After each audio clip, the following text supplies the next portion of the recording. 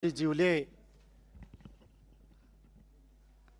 हात उठाउनु भएको हुनाले सम्माननीय प्रधानमन्त्रीज्यूलाई म रोस्टम प्रयोग गर्न अनुमति दिन्छु।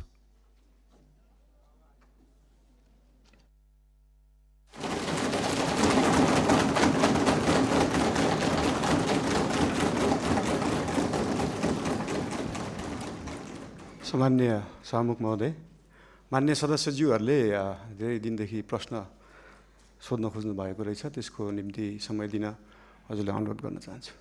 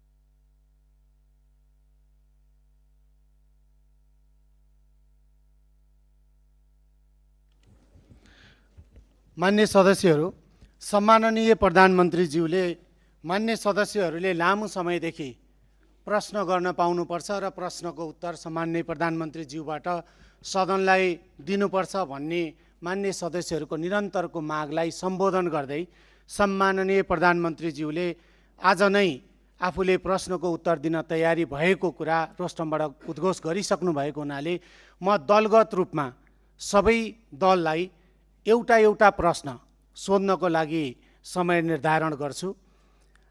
म हरेक दलले 2 मिनेटभित्र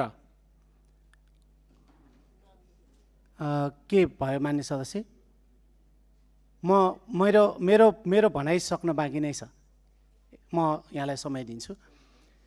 सबै दललाई म 2 मिनेटको समय उपलब्ध गराउँछु र 2 मिनेटभित्र आफ्नो दलको तर्फबाट सम्माननीय प्रधानमन्त्रीज्यूलाई प्रश्न गरिदिनको लागि म जानकारी गराउँछु।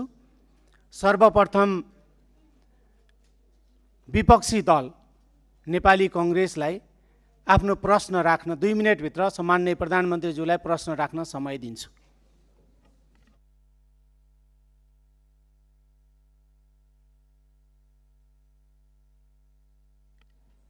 मान्य सदस्य युवराज दुलालले उठ्नु भएको थियो, के को लागि उठ्नुभयो? पहिला युवराज दुलालले एकदम छोटकरीमा आफ्नो कुरा भनिहाल्नुहोस्। माइक दिनुहोस्। सम्माननीय प्रधानमन्त्रीज्यू एकैछिन। सम्माननीय सभामुख महोदय, म फेरि आज एकपटक यो देशको संविधान र नियमावली मिचिएको यो दुःखद कुरा फेरि संसदलाई अवगत गराउन चाहन्छु। सम्माननीय प्रधानमन्त्रीज्यूबाट त्यो हुनु राष्ट्रको लागि धेरै नै दुःखद हो।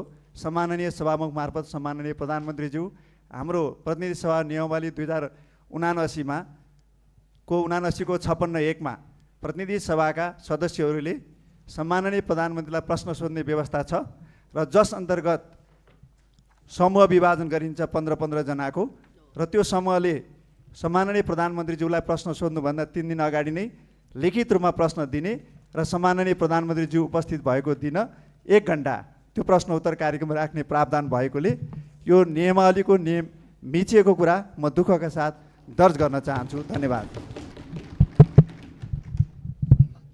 मान्य सदस्य ऐन महर 1 मिनेटभित्र आफ्नो कुरा भनिहाल्नु। सम्माननीय सभामुख महोदय, सम्माननीय प्रधानमन्त्रीज्यू सदनमा आउने कुरा र सदनलाई सम्बोधन गर्न चाहने विषयप्रति म सम्मान व्यक्त गर्न चाहन्छु, धन्यवाद व्यक्त गर्न चाहन्छु र सँगसँगै म एउटा मेरो नियमापत्ति दर्ज गर्न चाहन्छु।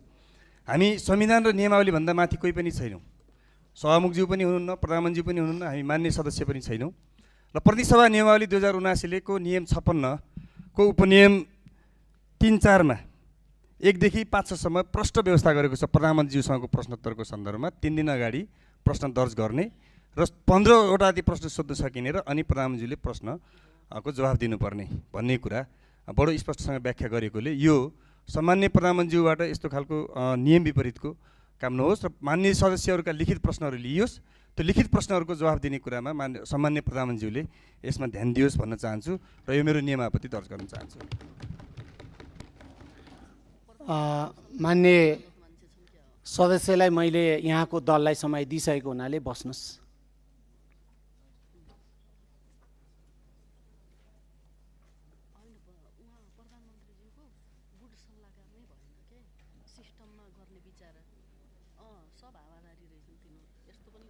मान्य सदस्यहरूले नियमावलीको 56 को विषयमा कुरा उठाइरहनु भएको छ। मान्य सदस्यहरूलाई म नियमावलीको 56 नियम 56 एकचोटि पुनः हेर्नको लागि पनि अनुरोध गर्छु र सम्माननीय प्रधानमन्त्रीज्यूले सदनमा उपस्थित भएर प्रश्नको उत्तर दिनुपर्छ भनेर विशेष गरी विपक्षी बेन्चका मान्य सदस्यहरूले निरन्तर कुरा राखिरहनु भएको र यहाँहरूले सोध्ने प्रश्न भनेको सम्माननीय प्रधानमन्त्रीज्यूलाई नेपाल सरकारको तर्फबाट प्रधानमन्त्रीज्यूलाई प्रश्न सोध्ने नै होला। त्यो प्रश्न यहाँहरूसँग धेरै अगाडिदेखि प्रश्न सोध्न चाहनु भएको हुनाले त्यो प्रश्न तयारी नै होला। त्यस कारणले त्यो सामान्य प्रधानमन्त्रीज्यू रोस्टरमा उभिरहनु भएको छ र प्रश्नको उत्तर दिन तयारी हुनुभएको छ। त्यस कारणले हाम्रो नियमावलीले 3 दिन अगावै प्रश्न लिखित रूपमा सोध्नुपर्ने भनेर निर्धारण गरेको छैन। त्यस कारणले मान्य सदस्यहरूलाई यो ध्यान आकर्षण गराउन चाहन्छु र मान्य सदस्यहरू, मैले मान्य सदस्यको दललाई समय दिइसकेको छु। त्यस कारणले बस्नुहोस्। कुन नियमावलीको कुन नियम आपत्ति हो मान्य सदस्य?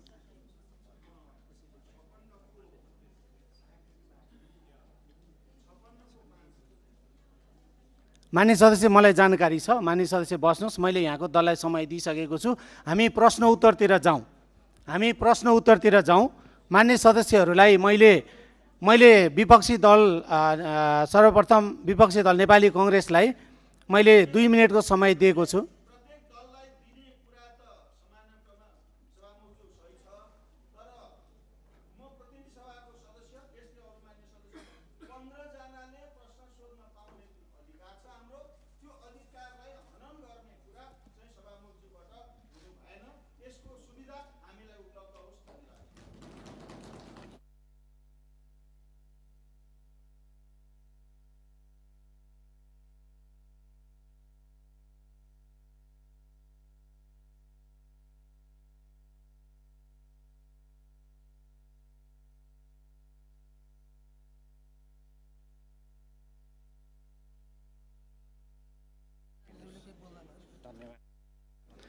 मान्य सदस्यहरू, मैले फेरि मान्य सदस्यहरूलाई ध्यान आकर्षण गराएँ। हाम्रो नियमावलीको कुनै नियममा पनि 15 जनाले प्रश्न सोध्न पाउने भनेर लिखित रूपमा छैन। कारणले मान्य सदस्य इन्दिरा राणा मगर के होला? कुन नियमावलीको कुन नियम आपत्ति? होइन, क्लियर गर्नु परेन। मान्य सदस्य बस्नुहोस्। मान्य सदस्यहरूलाई मैले फेरि पनि भने मैले दलगत रूपमा समय निर्धारण गर्न खोजेको छु। नेपाली कांग्रेसको तर्फबाट मान्य सदस्य अर्जुन नरसिंह केसीले हात उठाउनु भएको छ। म उहाँलाई समय दिन्छु। 2 मिनेटभित्र सम्माननीय प्रधानमन्त्रीज्यूलाई नेपाल सरकारको तर्फबाट प्रश्न सोधिदिनु होला। सम्माननीय सभामुख महोदय, आज बडो नाटकीय ढङ्गले प्रधानमन्त्रीले प्रश्नोत्तरको निम्ति संसदमा आफै उभिएर जो समय माग्नु भएको छ, वास्तवमा यो विकसित देशहरूमा पनि प्रधानमन्त्रीले त्यस्तो गर्छन्। यसलाई म पोजिटिभ र लोकतान्त्रिक प्रक्रियाकै एउटा अङ्ग मान्छु। तर कुरा चाहिँ के छ भने नियम, प्रक्रिया र पद्धतिमा हरेक समय जो नेपालको प्रतिनिधि सभाको नियमावली छ, त्यो नियमावली अन्तरको प्रोसेस एउटा अर्कै प्रोसेस हो। त्यो निरन्तरता रहनुपर्छ, त्यसलाई बाइपास गरेर मिल्दैन। तर प्रधानमन्त्रीले उभिएर अहिलेको समसामयिक स्थितिमा मान्य सदस्यहरूको के धारणा भनेर अचानक जो उभिनु भएको छ त्यो चाहिँ राम्रै हो भन्छु। तर कुरा के छ भने अब मैले यो 2 मिनेटभित्र म धेरै कुरा सबै त भन्न सक्दिनँ। सबभन्दा पहिला हामीले निरन्तर रूपबाट मैले चाहिँ नि यो सुन्ने समय पनि निकालेको कुरा हो। 23-24 को जेएनजी आन्दोलनपछि गौरीवादी कार्कीको जुन प्रतिवेदन छ त्यो प्रतिवेदनको सारांश रूपमा कहीँ अनौपचारिक रूपले प्रकाशित भए पनि औपचारिक रूपले त्यो प्रकाशित हुन सकेका छैन र त्यो औपचारिक रूपले प्रकाशित हुनुपर्छ र त्यो संसदका प्रत्येक सदस्यले पाउनुपर्छ भन्ने कुरा सभामुखजी मैले पहिला पनि उठायो र त्यसपछि 24 गौरीबहादुर कार्कीजीको प्रतिवेदनमा 24 गते पुरा रूपबाट ब्ल्याकआउटै गरिएको खालको हामीले बुझेका छौँ। जहाँसम्म 24 गते देशमा जुन खालको अत्यन्त विध्वंसात्मक घटना घट्यो त्यो घटनाको छानबिन गर्नको निम्ति निष्पक्ष आयोगको गठन तत्कालै गर्नको निम्ति म प्रधानमन्त्रीसँग अनुरोध गर्छु र त्यो सँगसँगै अर्को चाहिँ नि के भनेदेखि यो मलाई बसेर भन्नु है साहब त्यो सँगसँगै प्रधानमन्त्रीजीलाई चाहिँ अर्को के भने भर्खर मानवाधिकार आयोगले जो प्रतिवेदन प्रस्तुत गरेको छ त्यो प्रतिवेदन चाहिँ सरकारलाई प्रधानमन्त्रीलाई त प्रस्तुत गरिसकेका छ। त्यो प्रस्तुतलाई सार्वजनिक रूपले जनतामा सम्प्रेषण गर्ने र त्यो सँगसँगै यो कारबाहीको प्रक्रिया पनि सुरु गर्नुको निम्ति चाहिँ नि म सम्माननीय सभामुखलाई हार्दिक रूपबाट अनुरोध गर्न चाहन्छु र म एउटा कुरा चाहिँ फेरि पनि अनुरोध के गर्न चाहन्छु भने यो कानुनी राज्यमा रुल बाई ल पनि हुन्छ, रुल अफ ल पनि हुन्छ। रुल अफ ल भने कानुनको स्पिरिट, संविधान, मर्यादा, त्यसका सम्पूर्ण कुरालाई केन्द्रित बनाइन्छ भने रुल बाई ल भने जो शक्तिमा छ, जो बहुमतमा छ, उसले आफू अनुकूल कानुन बनाएर प्रयोग गर्ने जुन खालको परम्परा र रुल बाई ल भनेर भनिन्छ, सत्ताको स्वार्थको निम्ति कानुनलाई प्रयोग गरेर देखिने परम्परा हामी कहाँ पनि देखिन थालेको छ। त्यसलाई नियन्त्रण हुनुपर्ने आवश्यकता छ, किनभने हामी लोकतान्त्रिक पद्धतिलाई जगेर्ना गर्नुको निम्ति हामी जुनसुकै बेन्चमा बसे पनि हाम्रो साझा दायित्व हो र त्यो दायित्वलाई प्रधानमन्त्रीले अझ बढ्ता बुझ्नुपर्छ र बुझ्नु भएको छ भन्ने मलाई विश्वास छ। धन्यवाद। मान्य सदस्यहरूबाट उठाएको जिज्ञासाप्रति मेरो ध्यान आकर्षण भएको छ। हामी आगामी बैठकभन्दा अगाडि कार्यव्यवस्था परामर्श समितिको बैठक पनि बस्न सक्छौँ र त्यसपछि बाँकी छलफल त्यहीँ गर्नेछौँ। आज सम्माननीय प्रधानमन्त्रीज्यूले रोस्टरमा उभिएर मान्य सदस्यहरूको प्रश्नको उत्तर दिन म तयार छु र मलाई प्रश्न सोधियोस् भनेर यो सम्मानित सदनप्रति उहाँले प्रश्न गर्नुभएको हुनाले त्यसैतर्फ मैले ध्यान आकर्षण गराउँदै सम्माननीय प्रधानमन्त्रीज्यू। सम्माननीय सभामुखज्यू धन्यवाद। मान्य सदस्यज्यूले भन्नुभएको धेरैजसो कुरालाई चाहिँ मैले सल्लाह र सुझावको रूपमा लिएको छु र मानव अधिकार आयोगको प्रतिवेदन मात्रै नभएर 23-24 गतेको मात्रै नभएर विभिन्न कालखण्डमा धेरै आन्दोलनहरू भएका छन्, धेरै दमनहरू पनि भएका छन्। विभिन्न कालखण्डमा भएका आन्दोलनहरू, र्यालीहरूमा भएका कुराहरूको प्रतिवेदनहरू धेरै छन्। एउटा मात्रै प्रतिवेदन छैन मानव अधिकार आयोगको र विभिन्न आयोगहरू पनि गठन भएका छन् विभिन्न कालखण्डमा। आजसम्म नेपाल सरकारलाई बुझाइएको जति पनि आयोगका प्रतिवेदनहरू छन् ती सबै प्रतिवेदनहरूलाई एकमुष्ट रूपमा नेपाल सरकारले अध्ययन गर्छ र गर्नुपर्ने काम कारबाही त्यही हिसाबले गर्छ। धन्यवाद।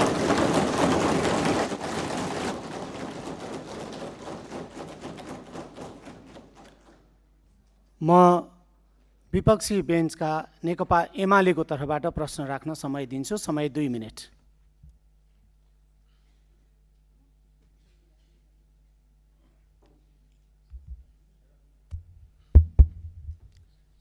सम्माननीय सभामुख महोदय, सम्माननीय प्रधानमन्त्रीज्यूलाई वास्तवमा हाम्रो राष्ट्रको सार्वभौमिकता, राष्ट्रिय अखण्डता र स्वतन्त्रता हामी सबैको प्राणभन्दा प्यारो चिज हो। आज नेपालको भूमि हामीले दावा गरिरहेका छौँ, नक्सा जारी भइसकेको छ। त्यो भूमिमा त्रिपक्षीय सरकारको ठाउँ नेपाल, चाइना र भारतको, तर आज नेपाललाई व्यवस्था गरिकन भारत र चाइनाका तर्फबाट द्विपक्षीय समझदारी कायम गरेर जुन व्यापारिक मार्ग निर्माण गर्ने काम धमाधम भइरहेको छ, यो सन्दर्भमा नेपाल सरकारको धारणा के छ, सरकारले के गरिरहेको छ भन्ने सन्दर्भमा म प्रधानमन्त्रीज्यूसँग चासो राख्न चाहन्छु। धन्यवाद। सम्माननीय प्रधानमन्त्रीज्यू। माननीय सदस्यज्यू, लिपुलेक लिम्पियाधुरा सम्बन्धी बुझ्न खोज्नु भयो जस्तो लागेको थियो। यस सम्बन्धी नेपाल सरकारले अफिसियल रूपमा डिप्लोमेटिक नोट भारत सरकारलाई पठाइसकेको छ र त्यसको जवाब पनि आएको छ। त्यो जवाबमा चाहिँ दुईटै सरकारले आफ्नो इतिहासविदहरू राखेर, आफ्नो सर्वेयरहरू राखेर, आफ्नो भूमि सम्बन्धी जानकारी भएका व्यक्तिहरू राखेर टेबल टक मार्फत यो कुरालाई समाधान गर्ने कुरा भएको छ। र यस सम्बन्धी हामीले भारत र चाइनालाई मात्रै नभएर इङ्ल्यान्ड सरकारसँग पनि कुरा गरेछौँ। उहाँहरूले ब्रिटिस इन्डिया छोड्दै गर्दाखेरिको समस्या अहिलेसम्म हाम्रोमा भइरहेको हुँदाखेरि यसमा चाहिँ इङ्ल्यान्डले पनि सरकार राख्नुपर्छ भन्ने हाम्रो मान्यता हो। यो सबै कुराहरू टेबल टक डिप्लोमेटिक हिसाबले भएर समाधान हुने जानकारी गराउन चाहन्छु। धन्यवाद।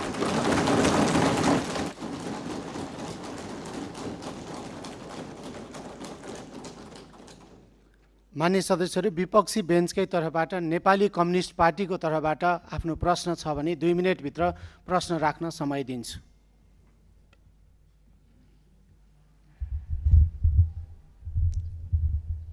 सम्मान्य सभामुखज्यू, सम्मान्य प्रधानमन्त्रीज्यू आज संसदमा उपस्थित हुनुभएको छ। यो लोकतान्त्रिक परिपाटीलाई उहाँले आत्मसात गरेर सार्वभौम संसदमा उपस्थित भएर प्रश्नको उत्तर दिने जुन जमर्को गर्नुभएको छ, त्यसको निमित्त म सम्मान्य प्रधानमन्त्रीज्यूलाई हार्दिक धन्यवाद दिन चाहन्छु। म खास गरिकन 2टा प्रश्न यहाँ राख्न चाहन्छु। आज यो तयारी त्यति हाम्रो पुगेको छैन। सम्मानज्यू आइहाल्नुभयो, प्रश्न माग गर्नुभयो, त्यसैले गर्दाखेरि त्यो माग अनुसारको यो प्रश्न राख्नुपर्ने एउटा जिम्मेवारी बोध भएको छ। एउटा कुरो के छ भने हामीले राष्ट्रिय सम्मानलाई अत्यन्त महत्त्वका साथ हेर्नुपर्छ। कुनै पनि बेला हामी सम्मानपूर्वक जिउने कुरामा हामी प्रतिबद्ध हुनुपर्छ। मैले यो सन्दर्भ लिस्ट डेभलप कन्ट्रीको एलडिसीको ग्रेजुएसनको सन्दर्भ उठाइरहेको छु। यो वर्ष हामी लिस्ट डेभलप कन्ट्रीको ग्रेजुएसन हुने अवस्थामा थियौँ। यसले हाम्रो राष्ट्रिय सम्मान बढाउन सक्थ्यो, आत्मविश्वास बढाउन सक्थ्यो, ताकि त्यसले गर्दाखेरि हामी अन्तर्राष्ट्रिय समुदायमा नेपाल अल्पविकसित होइन भन्ने खालको एउटा अनुभूति लिएर हामी हिँड्न सक्थ्यौँ। तर केही वस्तुहरूको निर्यातको सुविधाको निमित्त यो अवसरलाई हामीले अहिले 2 वर्षको निमित्त एक्सटेन्ड गर्ने सोचाइ बनाएको छौँ। म सम्मान्य प्रधानमन्त्रीज्यूबाट यो कुराको स्पष्ट रूपमा सकिन्छ भने हामी अहिले सबै यो इन्डिकेटर्सहरूबाट, हाम्रो जिएनआई पर क्याप्टाबाट पनि हामी सम्पूर्ण कुराबाट हामी ग्रेजुएसनको निमित्त फिट भइसकेको छौँ। त्यसैले गर्दाखेरि यही वर्षबाट ग्रेजुएसनको निमित्त हामी तयारी हौँ भन्ने म अनुरोध गर्न चाहन्छु। अर्को कुरो, सामान्य प्रधानमन्त्रीज्यू गरिबप्रति अत्यन्त उहाँ संवेदनशील हुनुहुन्छ। उहाँले त्यस सम्बन्धी गीत पनि गाउनु भएको छ। म के अनुरोध गर्न चाहन्छु भने अहिले जुन किसिमको सुकुम्बासी समस्याहरूमा डिल गर्न खोजिएको छ, त्यो राज्यको तर्फबाट त्यो बिल्कुल सही तरिका भएन। उनीहरूको व्यवस्थापनको निमित्त एउटा उपयुक्त रणनीति तयार गरेर अगाडि जानुपर्ने थियो। त्यति मात्रै होइन, अहिलेको बजेट यो माथिल्लो तल र मध्यम वर्गको निमित्त मात्रै छ। निम्न मध्यम वर्गीय र गरिबको मुखी यो बन्न सकेको छैन। बजेटको डिस्कसनको बारेमा हामी यसमा थुप्रै प्रश्न उठाउनेछौँ, तर यसबारेमा सम्मान्य प्रधानमन्त्रीज्यूको आफ्नो सोच विचार र कसरी यो राष्ट्रिय अर्थतन्त्रलाई, हाम्रो अर्थ राजनीतिलाई लैजाने भन्ने बारे पनि यहाँको सोच हामी जान्न चाहन्छौँ। धन्यवाद। सम्माननीय प्रधानमन्त्री। धन्यवाद सम्मान्य सभामुखज्यू। यो उदाहरण एउटा दिन चाहन्छु। यो लिस्ट डेभलप कन्ट्रीबाट डेभलपिङ कन्ट्रीमा जाने अथवा डेभलपिङ कन्ट्रीबाट डेभलप कन्ट्रीमा जानेमा हाम्रै छिमेकी राष्ट्र चीन, चाइना चाहिँ अस्ति भर्खरै डेभलपिङबाट डेभलपमा गएको थियो, जबकि त्यो डेभलपमेन्टको पराकाष्ठा नागिसकेको देश हो त्यो।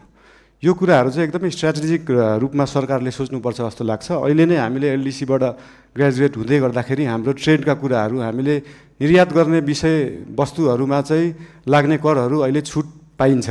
हामी चाहिँ निर्यातमुखी हुनुपर्छ। देशमा उत्पादन भएको चिजहरू चाहिँ विभिन्न राष्ट्रहरूमा हामीले एक्सपोर्ट गर्न पाऊँ भन्ने हिसाबले 2 वर्षलाई त्यसलाई टारेका हौँ। त्यसलाई अहिले आत्मविश्वास बढाउने भन्दा पनि देशलाई पैसा चाहिएको छ, पैसा बढाउनेतिर ध्यान गएको छ हाम्रो।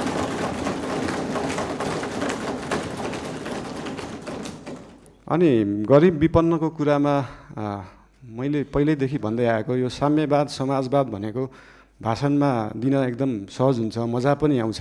तर साँच्चीकै साम्यवाद, साँच्चीकै समाजवाद गर्ने भने हाम्रो काठमाडौँ महानगरपालिकामा मेयर हुँदाखेरिको म उदाहरण दिन चाहन्छु।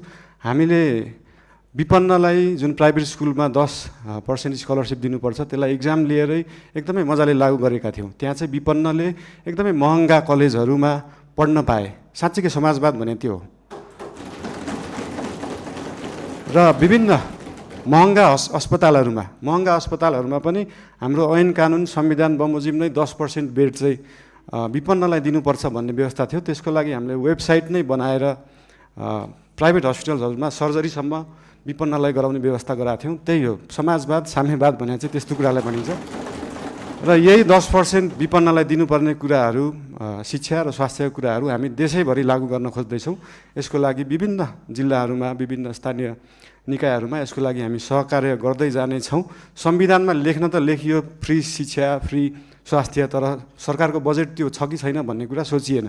त्यही भएर अहिलेको लागि हामीले सबैलाई नभएर विपन्न वर्गलाई, कम्तीमा विपन्न वर्गलाई चाहिँ फ्री शिक्षा, फ्री स्वास्थ्य दिनमा हाम्रो नेपाल सरकार र हाम्रो राष्ट्रिय स्वतन्त्र पार्टी त्यसमा चाहिँ एकदमै लागेको छ। धन्यवाद।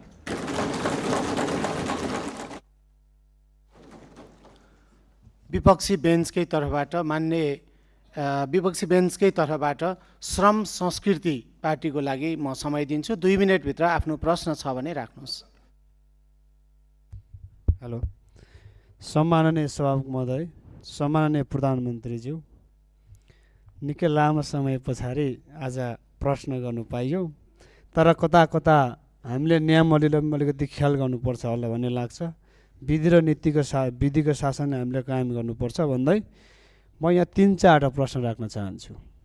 सबैभन्दा पहिला सुकुम्बासी र यो अव्यवस्थित समस्या लामो समयदेखि चर्किँदै आएको, यो व्यवस्थापन साँच्ची नै सामाजिक सञ्जालमा मात्र हुन्छ कि व्यवहारमा हुन्छ, यो कहिलेसम्म हुन्छ भन्न चाहन्छु। दोस्रो प्रश्न, नेपालमा सहकारीमा ठुलो घोटाला भयो, ठुलो तपाईँको समस्या उत्पन्न भयो, थुप्रै आन्दोलन भयो। यो जीवी राई भन्ने जस्तै जीवी राई लगायत अन्य चाहिँ थुप्रै सहकारी ठगीहरू गर्ने कहिले पक्राउ हुन्छ, स्पेसली जीवी राई। दोस्रोमा भदौको 23-24 को जेनजी आन्दोलनमा भएका घटनामा मानव अधिकारले तयार पारेको प्रतिवेदन लगायत भर्खरै मात्रै सम्माननीय प्रधानमन्त्रीज्यूले भन्नुभयो अन्य आन्दोलनहरूमा भएको जति पनि घटनाहरूलाई चाहिँ छानबिन गर्छौँ भन्नुभयो। यो कहिलेसम्म हामीले साँच्ची नै यसको चाहिँ यो घटना चाहिँ यसरी भएको छ भनेर चाहिँ परिणाममा देख्न सक्छौँ, त्यो प्रश्न गर्न चाहन्छु। र अर्को, कालोपानी लिपुलेक लिपिया धुराको समस्या निकै लामो समयदेखि चल्दै आएको छ र अन्य सीमामा थुप्रै समस्याहरू छन्। त्यो सीमामा चाहिँ कहिले सरकार छ भने सीमाका चाहिँ आम नागरिकहरूले अनुभूति गर्न सक्छन्, त्यो प्रश्न गर्न चाहन्छु। र मैले सम्माननीय प्रधानमन्त्रीज्यूको कार्यकक्षमा आएर यो बाँदर व्यवस्थापनको चाहिँ ठुलो जो हामीले चाहिँ 3टा उपायसहित सम्माननीय प्रधानमन्त्रीज्यूको कार्यकक्षमा आएर मैले लिखित रूपमा दिएको थिएँ। हामीले स्वाधीन र राष्ट्रवादको कुरा गरिरहँदाखेरि चाहिँ कृषि र किसान बिना हामीले स्वाधीन देश चाहिँ परिकल्पना गर्नु सक्ने जस्तो मलाई लाग्दैन। यो बाँदर व्यवस्थापन कहिले हुन्छ भन्न चाहन्छु। यसमा श्रेष्ठ सबैजना लाग्नुपर्छ। यो हाँस्ने कुरा होइन, यो श्रेष्ठ कुरा छ, लाखौँ किसानसँग जोडिएको कुरा हो। हस्, धन्यवाद। बाँकी कुरा फेरि अब अर्कोमा गरौँला। र एउटा कुरो, यो चाहिँ नियमावलीको 56 को 15 जनाले कम्तीमा सोध्ने भने चाहिँ हाम्रो अरू साथीले पनि सोध्न चाहनुहुन्छ होला। सभामुख महोदय, यो नियमावलीले चाहिँ कार्यान्वयन गर्नुपर्छ होला। धन्यवाद। सम्माननीय प्रधानमन्त्री। सम्माननीय सभामुख महोदय, यो सुकुम्बासीको विषयमा धेरै कुराहरू आएका छन्। हामीले काठमाडौँ उपत्यकामा रहेका खोला किनारमा जुन एकदमै जोखिमपूर्ण अवस्थामा बस्नु भएको थियो, उहाँहरूलाई चाहिँ अर्को ठाउँ सार्ने काम गरेको हो। हामीले उहाँहरूलाई त्यो हेर्दाखेरि त्यो खेदाको अवस्था देखे पनि यो 4 वर्ष अगाडिदेखि नै म स्थानीय सरकारमा हुँदा नै सङ्घ सरकारलाई भनेको कुरा चाहिँ के थियो भन्दाखेरि उहाँहरूलाई त्यहाँबाट स्थानान्तरण गरेर होल्डिङ सेन्टरमा राखेर जो सहीमा सुकुम्बासी हुनुहुन्छ, जसको चाहिँ देशभरि कतै पनि एक दूर जग्गा पनि छैन, एक आना जग्गा पनि छैन, उहाँहरूलाई चाहिँ त्यो जग्गाको व्यवस्थापन नेपाल सरकारले गर्नुपर्छ। त्यो हाम्रो सरकारको र हाम्रो पार्टीको मान्यता हो, त्यो उहाँहरूले पाउनै पर्छ। तर काठमाडौँ उपत्यकामा बसेकालाई किन एकदम प्रायोरिटी दिएर हटाइयो भन्दाखेरि विगतका धेरै वर्षहरूमा बाढी आउँदाखेरि उहाँहरूको घर डुबानमा पर्ने र उहाँहरूको स्वास्थ्य अवस्था पनि एकदमै नाजुक थियो। उहाँहरूको सेनिटरी अवस्था, उहाँहरूको त्यो वासरुम टोइलेटको व्यवस्था, त्यसको निकासा सिधै खोलामा थियो र उहाँहरूबाटै निस्केको त्यो फोहोरको दुर्गन्धले फेरि उहाँहरू नै बिरामी परिराख्नु भएको थियो। त्यसले गर्दाखेरि उहाँहरू बिरामी पनि परिराख्नु भएको थियो, खोला फोहोर पनि भइरहेको थियो र त्योभन्दा सबैभन्दा ठुलो कुरा चाहिँ उहाँहरूको ज्यान जोखिममा थियो। उहाँहरूको ज्यान जोखिमबाट जोगाउने काम गरेको हो नेपाल सरकारले। र जहाँसम्म उहाँहरूलाई जग्गा व्यवस्थापन गर्ने कुरा छ त्यसको निम्ति भूमि सम्बन्धी हाम्रो समिति पनि बनिसकेको छ। हाम्रो मन्त्रालयले काम गरिरहेको छ, 2-3 मन्त्रालयले यो विषयमा काम गरिरहेको छ। अस्ति अर्थमन्त्रीज्यूले पनि यही आर्थिक वर्षभित्र हामी यो गर्छौँ भन्नुभएको छ। यसको लागि जति समय लाग्छ त्यति समय लाग्छ, हतार गरेर हुँदैन। यो चिजलाई चाहिँ जति समय लाग्छ, 35 वर्षमा नभएको चिज 35 मिनटमै नखोजौँ, त्यसलाई अलिअलि केही समय लाग्छ। र लिपुलेक लिम्पियाधुराको बारेमा उहाँले सोध्नुभयो, अघि पनि भनिसकेँ। यो चाहिँ डिप्लोमेटिक रूपमा टेबल टक। तपाईँहरूलाई एउटा कुरा अचम्म लाग्छ होला, मैले पनि अस्ति प्रधानमन्त्री भएपछि नै थाहा पाएँ, भारतले नेपालको जग्गा मात्र होइन, नेपालले पनि भारतको जग्गा धेरै ठाउँमा मिचेको रहेछ। अनि यो कुरा चाहिँ अस्ति भर्खरै थाहा पायो। त्यही भएर दुईटै देशले अध्ययन गरेर हामीले मिचेको छौँ, उहाँहरूले मिच्नु भएको छ, के छ त्यसलाई चाहिँ बसेर एउटा साथीको रूपमा समाधान गर्ने चाहिँ हामीले सोच राखेका छौँ। धन्यवाद। सहकारीको विषयमा पनि सोध्नु भएको थियो। सहकारीको विषयमा पनि अहिले एउटा कोष खडा गरेको छ र बाहिर न्युजमा आए जस्तो नेपाल सरकारको पैसा गएको मात्रै जस्तो देखिन्छ। हामीले सहकारीबाट उठाएको पनि पैसा छ। अस्ति लास्ट विकको रिपोर्ट हेर्दाखेरि 3 करोड जस्तो सहकारीबाट उठाइएको थियो, 50-60 लाख जस्तो दिएको थियो। यसको मतलब सरकारको पैसा गइरहेको होइन, हामीले सहकारीहरूबाट उठाएरै उहाँहरू पीडितहरूलाई पैसा बाँड्ने हो। त्यसमा कुनै पनि कन्फ्युजन नराख्न अनुरोध गर्न चाहन्छु। धन्यवाद।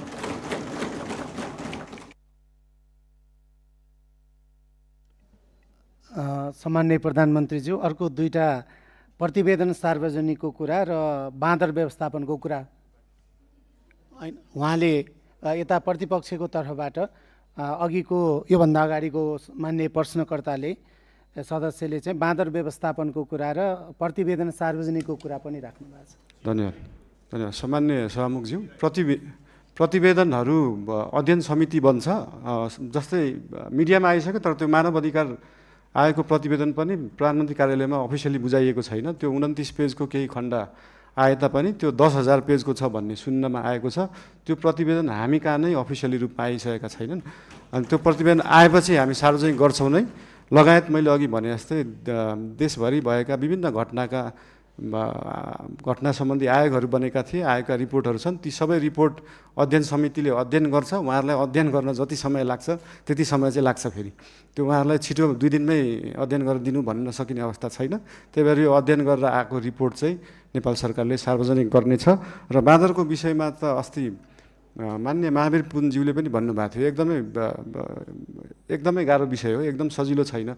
यो भन्ने बित्तिकै तपाईँले विश्वमा जहाँ पनि हेर्दाखेरि बाँदरले बाली खाने रोकथाम गर्दा कि त त्यो खेतलाई चाहिँ वायरिङ गरेर घेरेर राखिन्छ, त्यो एकदमै खर्चिलो हुन्छ, कि त जङ्गललाई नै वायरिङ गरेर राखिन्छ। त्यो मानव बस्ती र जङ्गली जनावरलाई चाहिँ छुट्याएर राखिने चलन छ। यस सम्बन्धी अध्ययन गर्न समिति पनि बनेको छ, अध्ययन भइरहेको छ। यो एकदमै पेचिलो विषय भएको भएर तुरुन्तै गर्न नसकिने चिज भएर यसलाई चाहिँ हामीले देश विदेश विभिन्न देशहरूमा कुन उपाय लाइएका छन्, हामी हत्या हिंसामा नजाउँ भन्ने सोच भएको भएर त्योभन्दा अल्टरनेटिभ उपाय के हुनसक्छ त्यो सोच्दैछ। अहिले समिति गठन भएको छ। त्यसको अध्ययन रिपोर्ट आइसकेपछि त्यो रिपोर्ट अनुसार सरकारले काम गर्नेछ। धन्यवाद। विपक्षी बेन्चकै तर्फबाट राष्ट्रिय प्रजातन्त्र पार्टीको तर्फबाट प्रश्न छ भने 2 मिनटभित्र आफ्नो प्रश्न राख्न समय दिन्छु।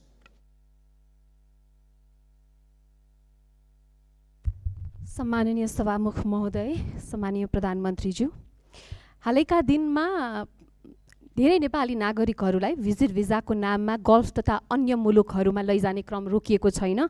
यसरी भिजिट भिजाको दुरुपयोग मार्फत श्रम शोषण, मानव बेचबिखन अवस्था सृजना भइरहेको विषय गम्भीर रूपमा उठिरहेको छ। मैले यस विषयलाई संसदमा समेत उठाउँदै हजारौँ नेपाली नागरिकहरू विभिन्न बहानामा विदेश पुर्याउने र शोषणको चक्रमा फसाइने अवस्था रहेको कुरा उल्लेख गरेको नै थिए। यस सन्दर्भमा सरकारसँग मेरो प्रश्न छ, भिजिट भिजाको नाममा हुने यस प्रकारको अवैध श्रम आप्रवासन र मानव तस्करी नियन्त्रण गर्न सरकारसँग के कस्तो ठोस योजना छ? साथै सरकारले वैदेशिक रोजगारीको नाममा देखिएको संरचनागत शोषण रोक्न घरेलु श्रम डोमेस्टिक वर्क सम्बन्धी प्रतिबन्ध पूर्ण विचार गर्ने सोच राखेको छ कि छैन? र अघिल्लो सरकारमा सत्तापक्ष रहँदाखेरि भिजिट भिसा प्रकरणमा ठुलै उहाँहरूले बुलन्द आवाज उठाउनु भएको थियो। अहिलेको सदनमा सरकार पक्ष भइसकेपछि अहिले उहाँहरूको योजना के छ? अनि त्यसमा रेमिटेन्समा अत्याधिक निर्भर र उपभोगमुखी अर्थतन्त्रलाई उत्पादनमुखी र रोजगारी सृजनामा आधारित अर्थतन्त्रमा रूपान्तरण गर्न सरकारको दीर्घकालीन रणनीति के हो? र अर्को चाहिँ मेरो प्रश्न, विद्युतीय चुलोमा खाना पकाउनेदेखि सस्तो विद्युतीय मोटरसाइकल प्रयोग गर्ने र जाडोमा विद्युतीय हिटर बाल्नेसम्म यो सरकारले नेपाली मध्यम वर्गको जीवनशैलीलाई परिभाषित गर्ने एउटा महत्त्वपूर्ण सुविधा अर्थात् सस्तो विद्युत खोसेको छ। विद्युतीय सार्वजनिक यातायातको प्रयोग बढ्दै गएको अवस्थामा यसको असर मध्यम वर्गमा मात्र सीमित रहने छैन, दैनिक आवत जावतमा निर्भर न्यून आय भएका नागरिकहरू पनि बढेको लगतको मारमा पर्नेछन्। ऊर्जा खपतको वृद्धि सामान्यत अर्थतन्त्रमा सकारात्मक गुणक मल्टिप्लायर प्रभाव सिर्जना गर्ने कारक मानिन्छ, तर अब भने त्यो सम्भावना कमजोर बनेको छ। Increase energy consumption equals to positive multiplier effects on the economy भनिन्छ, नट एनिमोर। यसमा प्रधानमन्त्रीज्यूको के धारणा छ सोध्न चाहन्छु। सम्माननीय प्रधानमन्त्रीज्यू। यो भिजिट माननीय सदस्यज्यू, सम्माननीय सभामुखज्यू, यो भिजिट भिसाको जुन दुरुपयोग विगतका धेरै दिनहरूमा भएका थिए त्यसको लागि एकदमै कडा निर्देशन मन्त्रालय, एयरपोर्ट लगायत त्यहाँ भएका विभिन्न विभागहरूलाई दिएको छ र भिजिट भिसामा गएर त्यहाँनिर कामको लागि इन्टरभ्यू दिएर काम पाउँदाखेरि फेरि फर्केर आउनुपर्ने, फेरि वर्किङ भिजाको लागि अप्लाई गर्नुपर्ने र नेपाल नै आउनुपर्ने व्यवस्था रहेछ। त्यसको लागि पनि एउटा अल्टरनेटिभ उपाय रहेछ। भिजिट भिसामा गएर उहाँहरूले त्यहाँनिर काम गर्न खोज्नु भएको छ भने त्यसलाई वर्किङ भिजामा उतै बसेर पनि कन्भर्ट गर्न सकिन्छ। यसको लागि श्रम मन्त्रालयले विभिन्न क्षेत्रहरूलाई समेटेर यसको व्यवस्थापनको लागि काम गरिरहेको छ। यस विषयमा थप केही जानकारी चाहिएमा श्रम मन्त्रीज्यूसँग पनि लिन सकिन्छ, श्रम मन्त्रालयसँग पनि लिन सकिन्छ नै। र विद्युतको विषयमा अघि भन्नुभयो, देशभरि जुन हिटर इन्डक्सन अहिले चाहिँ के छ भन्दाखेरि साँच्चीकै हामी अहिले विद्युतीय युगमा तुरुन्तै जान सकिने अवस्था छैन। साँच्चीकै देशका हरेक किचनमा अहिले नै बिजुलीबाट पकाउने, इन्डक्सन कुकरबाट पकाउने हो भने देशमा भएका सबै ट्रान्सफर्मर र सबस्टेसन पड्किन्छन्। त्यसको क्षमता नै छैन अहिले। त्यो क्षमतालाई विकास गर्नलाई पैसा चाहिन्छ र त्यही पैसाको लागि 50 युनिटभन्दा माथि चाहिँ 5% भ्याट लाउने कुरा जुन अर्थमन्त्रीज्यूले अस्ति कुरा गर्नुभएको छ त्यो एकदमै धेरै रकम होइन, 100 रुपियाँमा 5 रुपियाँ हो। त्यो पैसा चाहिँ केमा खर्च हुन्छ भन्दाखेरि देशभरि ट्रान्सफर्मरलाई अपग्रेड गर्नुपर्छ, देशभरि ट्रान्समिसन लाइनको तारको मोटाइलाई अपग्रेड गर्नुपर्छ, सबस्टेसनहरू अपग्रेड गर्नुपर्छ, अनि बल्ल हामी साँच्चीकै विद्युतीय युगमा जान सक्छौँ। त्यसको लागि नेपाल सरकार अग्रसर छ। धन्यवाद। मान्य सदस्य महावीर पुनलाई प्रश्न छ भने 2 मिनटभित्र आफ्नो प्रश्न राख्न समय दिन्छु। धन्यवाद सभामुख महोदय। प्रश्न त थिएन, अब बनाइयो। र पहिलो प्रश्न के छ भने म चुनावी सरकारको मन्त्री हुँदादेखि नै यो विदेशमा बस्ने नेपालीहरूले अस्तिको फागुन 21 गतेको चुनावमा पनि भोट दिने व्यवस्था मिलाउनु पर्छ भनेर धेरै कराएँ। विभिन्न राजनीतिक पार्टीहरूको संयुक्त सम्मेलनमा पनि कराएँ, अनि त्यसपछि क्याबिनेटमा पनि कराएँ, धेरै साथीहरूलाई कराएँ। त्यति बेला गर्ने भन्दै थियो, तर गर्न नसकिने भयो भनियो। अब अस्तिको चुनावमा त्यो भोट दिने व्यवस्था गर्न नसके पनि अब आउने 84मा स्थानीय सरकारको, प्रदेश सरकारको चुनाव हुँदैछ। त्यो चुनावमा करिब नेपालीहरू मोटामोटी यति भन्ने त एक्ज्याक्ट डाटा त छैन होला, करिब 30 लाखको वरिपरि नेपालीहरू विदेशमा काम गरिरहेछन् र ती सबै नेपालीहरू चाहिँ भोट दिने उमेर पुगेका नेपालीहरू हुन् र उमेर पुगेर नै काम गर्न गएका हुन्। त्यसैले ती नेपालीहरूलाई यो अब आउने चुनावमा भोट दिने व्यवस्था के गरिँदैछ यो चाहिँ छिटै हुनु पर्यो, किनभने 84 त आइहाल्छ, 83 लागिसक्यो, 84 भनेको अर्को वर्ष हो। यो चाहिँ कति छिटो काम भइरहेछ, के भइरहेछ त्यो जान्न चाहन्छु। र अर्को कुरा त मेरो बाँदरको समस्या भन्ने थियो, के हुँदैछ भनेर अनि उहाँहरूको मान्यले राखिसक्नुभयो। र एउटा कुरा के छ भने यो चाहिँ कम्प्लेन पनि हो।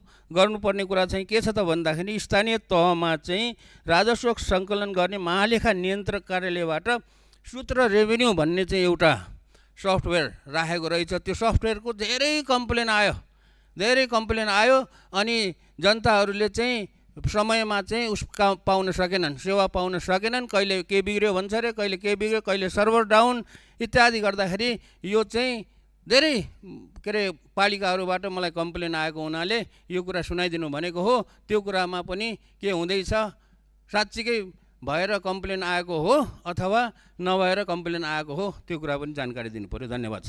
सम्माननीय प्रधानमन्त्री।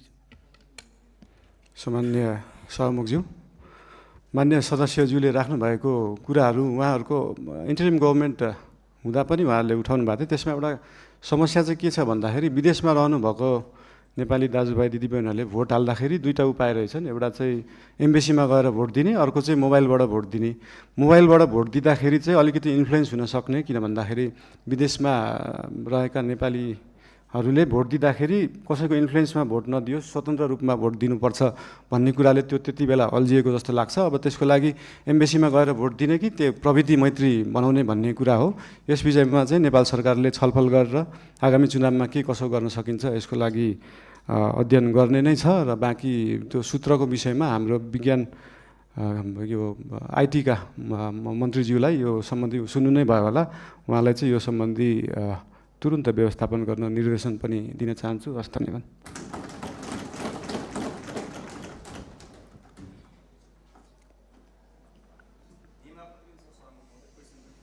मान्य सदस्य एकछिन बस्नुहोस्, मैले काम बाँकी नै छ।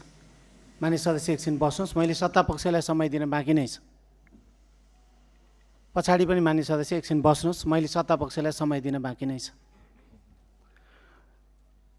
सम्माननीय प्रधानमन्त्रीज्यूलाई प्रश्न उत्तर कार्यक्रम भइरहेको हुनाले सत्तापक्षको तर्फबाट राष्ट्रिय स्वतन्त्र पार्टीलाई आफ्नो दलको तर्फबाट 2 मिनेटभित्र प्रश्न छ भने प्रश्न गर्न समय दिन्छु।